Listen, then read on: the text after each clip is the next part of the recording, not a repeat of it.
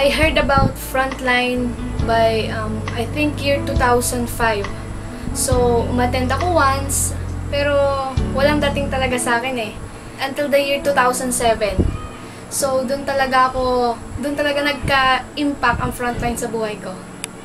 Sabi nga, hindi mo naman inaasahan yung pagdating ni Lord sa buhay mo. And then, one Sunday, umattend kami ng service dun sa Kalihan.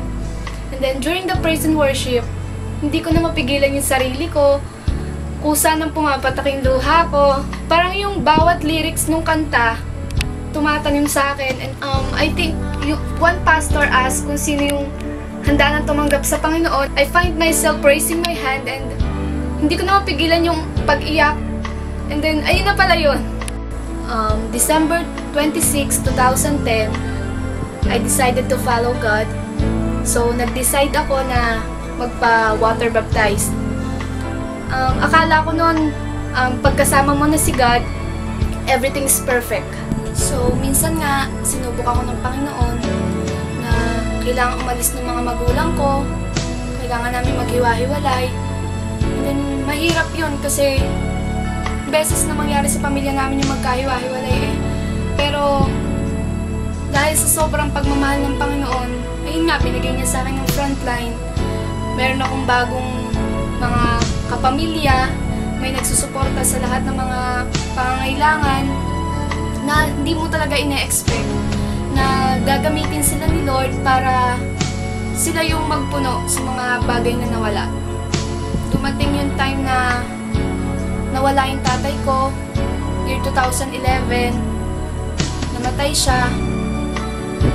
Sobrang sakit kasi ang hirap talaga ng walang tatay, pero yung comfort na ibinigay ng Panginoon, sobra-sobra. Sa pamamagitan ng mga tao na lagi kong kasama. Pero syempre nga, may mga pagsubok, pero mas marami yung blessings na dumating sa akin. Unang-una, pagka-graduate ko, may trabaho na kaagad ako. Tumulong sa akin yung mga taong nakilala ko sa Frontline. Nilagay nila ako sa isang company na puro Christian. And bibihira kang makakita ng ganon, na yung churchmate mo, boss mo. Marami talagang tinuro sa akin ng Panginoon. Unang-una na yung pagbibigay. Kasi honestly, kuripot talaga ako. So, naalala ko pag nagsisimba ako sa Catholic, kung ano yung bariyang laman ng bulsa ko, ayun lang yung binibigay ko. Pero and then, nung naging Kristiyano ako, na-realize ko na mali pala yung mga bagay na yon. Dapat matuto kang magbigay kasi na-bless ka na. Sobrang sarap talaga maglingkod sa Panginoon na yung mga talent na binigay niya sa'yo, binabalik mo lang sa Kanya. So, naging member ako ng worship team. Tumutulong din ako sa finance team. And then, nasa one of the leaders ako ng young adult. And isa rin ako sa leaders ng iConnect Ministry.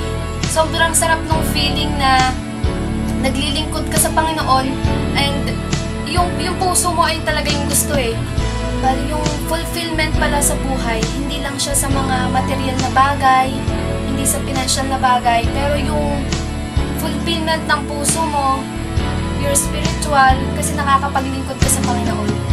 I am Maridel Macantili at ito ang storya ng buhay ko. And proud to be ka-FWC.